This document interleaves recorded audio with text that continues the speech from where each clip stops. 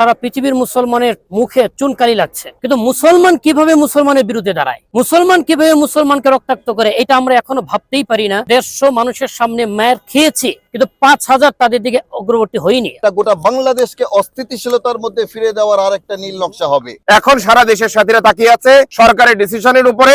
যেভাবে মারামারি করছে, সারা পৃথিবীর মুসলমানরা আজকে প্রশ্নবিদ্ধ হচ্ছে এবং সারা পৃথিবীর মুসলমানের মুখে চুনকালি লাগছে। পরিষ্কার ভাবে আমরা বলতে চাই, যদিও দুইটা পক্ষ হয়েছে, কিন্তু এক পক্ষ বারবার উস্কানি দিচ্ছে, হামলা করছে, আক্রমণ করছে। এবং আপনারা জানেন 3 দিন আগে যখন একটা গাড়ি বহরের উপরে আক্রমণ করা হয়েছিল, সেখানে মাত্র 150 ছাত্র ছিল। ঠিক ওই মুহূর্তে আমরা এখানে 5000 সাথী ছিলাম। যদি আমরা সত্যি সংঘাত চাইতাম, তাহলে 150 মোকাবেলায় 5000 আমরা যাইতাম। কিন্তু মুসলমান কিভাবে মুসলমানের বিরুদ্ধে দাঁড়ায়, মুসলমান কিভাবে মুসলমানকে রক্তাক্ত করে, এটা আমরা এখনো ভাবতেই পারি না। যার কারণে আমরা 150 মানুষের সামনে মায়ের খেয়েছি, কিন্তু 5000 তাদের দিকে অগ্রবর্তী হয়নি, অগ্রসর হয়নি।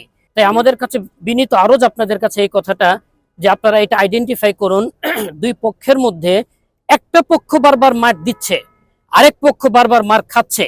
অতএব দুই পক্ষের মারামারি, দুই পক্ষের দুই গ্রুপের সহিংসতা, এই কথাটা থেকে আমাদের সরে আসতে হবে। এখানে দুই পক্ষ সহিংস করছে না।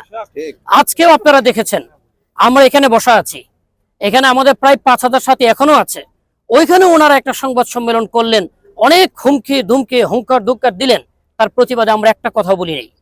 এগুলিকে আমরা খুব বেশি গুরুত্বপূর্ণ মনে করছি না। আমরা মনে করছি তাদের কথা পর্যন্তই। আমরা কাজে বিশ্বাসী, শান্তিতে বিশ্বাসী, আমরা সহিংসতা চাই না, আমরা অহিংস পথ চলায় বিশ্বাসী। এক একজন বক্তা ওয়াজ করলে 60,000 টাকা 70,000 টাকা করে নেন। ওনারা যখন ঘন্টার পর ঘন্টা আমাদের জন্য ব্যয় করছেন রাস্তাঘাটে এখানে সেখানে, তখন কি ওনারা সত্যি টাকা ছাড়াই ব্যয় করছেন না টাকা নিয়ে ব্যয় করছেন? এই প্রশ্নটা ওনাদেরকে বলে ভালো হবে। এটার উত্তর আমরা দিতে পারবো না, এটার উত্তর আমরা দিতে পারবো না। 20 লক্ষ মানুষের সংকুলান হয়, ওনারা হয়তো 5000 10,000 20,000 মানুষ নিয়ে মাঠের কোন এক সাইডে থাকবেন বা মাঠের কাজ করবেন, বা ওনারা যা ইচ্ছা তা করবেন, আমার সমস্যা নেই। মাঠের অপর প্রান্তে বিশাল মাঠ, আমরা এক পাশে 4-5 লক্ষ সাথী নিয়ে শান্তিপূর্ণভাবে ইস্তেমা করবো ইনশাআল্লাহ। কালকে পুলিশ কমিশনার মহোদয় এখানের মধ্যে যে প্রস্তাব ওনারা দিয়েছেন, দুটো প্রস্তাব ছিল। একটা হচ্ছে ওনারা টঙ্গীর ময়দান ছেড়ে দেবেন, সেই কারণে আমরা দিয়াবাড়িতে গিয়ে আমাদের জোর করব। আমরা দুটোতেই একমত হয়েছি। নাম্বার 1, ওনারা এখনো ময়দান তো ছেড়ে দেননি, বরং ময়দানের মধ্যে আরো কিছু সংখ্যক লোক বাড়িয়েছেন। নাম্বার 2, আজকে আমাদের মাঠ নিয়ে যারা কাজ করেন, মাঠের তৈরির জন্য যারা কাজ করেন, একটা গ্রুপ আজকে গিয়েছিলেন, পুলিশের ঊর্ধ্বতন কর্মকর্তারাও সেখানের মধ্যে ছিলেন।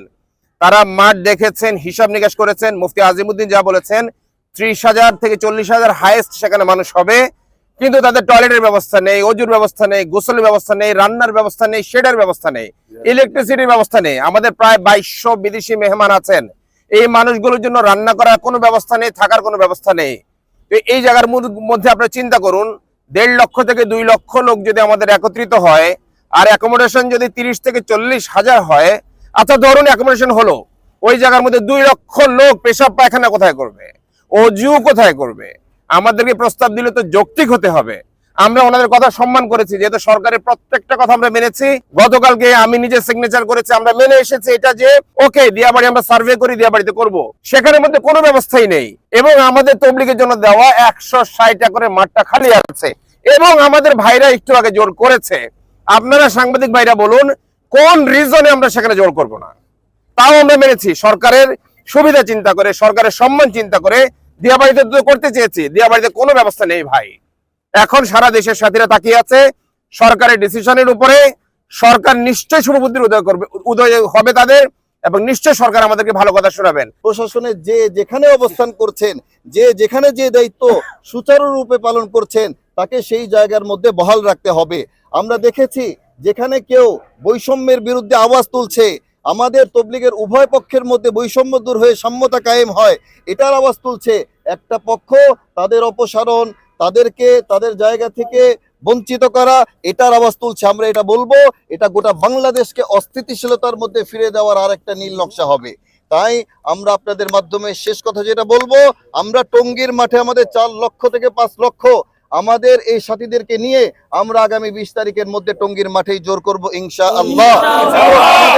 আপনাদের মাধ্যমে আমরা নিশ্চয়তা দিচ্ছি, আমাদের এই ইতাহাতের বিশাল মজমার মাধ্যমে একজন জনগণ, একজন সাথী, একজন উলামায়ে কিরাম, একজন তলাবার কোনো রক্তপাত বা সামান্যতম তাদের গায়ে কোনো আঁচল লাগবে না ইনশাআল্লাহ।